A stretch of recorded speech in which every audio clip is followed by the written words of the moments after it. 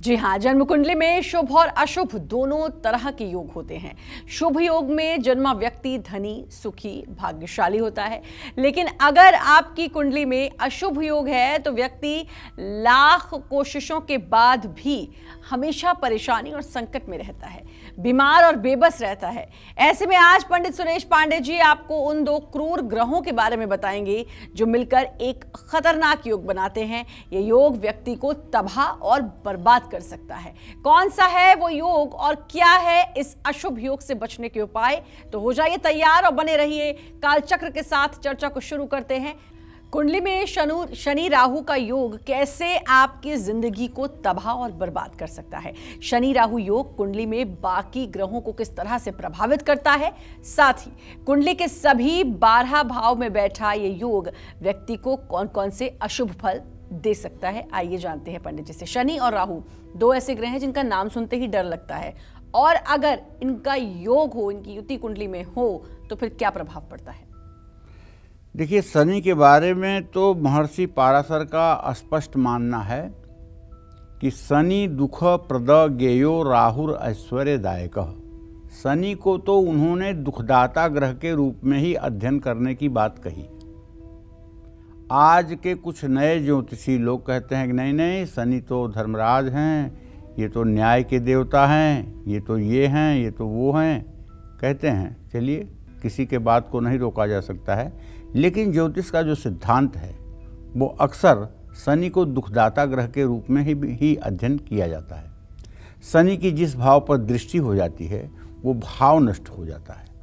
हाँ, राहु को ऐश्वर्य का योग माना जाता है, लेकिन महर्षि पाराशर ने एक बात और कही है, यद्यद भाव गते राहु केतुश्च जनने निराम यद्यद भावे संयुक्तम तत्फलम प्रतिषेदलम। कहने का मतलब कि राहु केतु जिन जिन भावों में जाते हैं उन भाव के भावेशों का जो बल होता है उनके आधार पर ही ये अपना फल करते हैं, क्योंकि ये छाया ग्रह है। आज हम बात करने जा रहे हैं एक ऐसे अशुभ योग की जो भगवान ना करे कि किसी की कुंडली में जल्दी हो, और यह योग हर 18 साल के बाद 1.5 साल के लिए आता है। ये योग है शनि और राहु का मिलन। शनि और राहु जब कुंडली में एक साथ हो जाते हैं, जन्मपत्री में जब एक साथ हो जाते हैं, एक राशि में हो जाते हैं, तो इसको पिशाच योग कहते हैं। क्यों कहते हैं पिशाच योग भाई?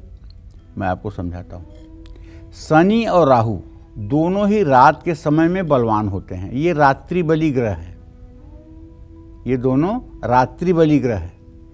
शनि अंधेरा है तो राहु मायाजाल है। शनि और राहु दोनों ही पापक ग्रह हैं। ऐसे में जब कुंडली में ये दोनों एक साथ आते हैं तो पिशाच योग बनता है। कुंडली में शनि राहु एक दूसरे को अगर देख रहे हों तो भी पिशाच योग बनेगा। शनि की राहु या राहु की शनि पर दृष्टि होने पर भी पिशाच योग बनेगा। जब शनि जन्म के राहु या राहु जन्म के शनि पर से गोचर करेगा तब भी पिशाच योग बनेगा। शनि और राहु मिलकर नकारात्मक शक्ति उत्पन्न करते हैं।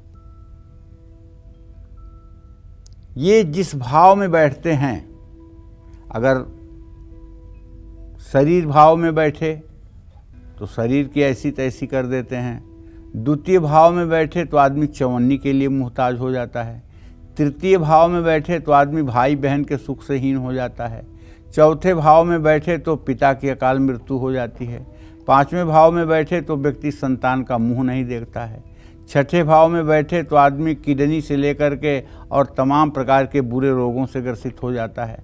7वें भाव में बैठे तो पत्नी मर जाती है या तो तलाक हो जाता है। 8वें भाव में बैठे तो पाइल्स, बवासीर, भगंदर जैसे रोग होते हैं, कई बार ऑपरेशन होता है। 9वें भाव में बैठे तो ऐसा आदमी ड्रग एडिक्ट होता है, नशेड़ी होता है। 10वें भाव में अगर बैठें तो आजीविका का साधन ही नहीं होता है और पिता को बहुत ज़्यादा संघर्ष करना पड़ता है। 11वें भाव में अगर बैठें तो कभी कभी ठीक और कभी कभी खराब होता है। और 12वें भाव में बैठे तो ऐसा व्यक्ति जुए में, सट्टे में, लॉटरी में और मतलब कि बुरे कर्मों में अपनी पूरी दौलत को बर्बाद करके कंगाल हो जाता है। तो ये कहीं अच्छे नहीं हैं, एकादश भाव को छोड़ करके कहीं अच्छे नहीं हैं। इनका कहीं भी मतलब कि स्थिति अच्छी नहीं है, इनकी युति कहीं भी अच्छी नहीं है। इनकी युति से केवल दुख और दुख ही मिलता है। जय मां विंध्यवासिनी।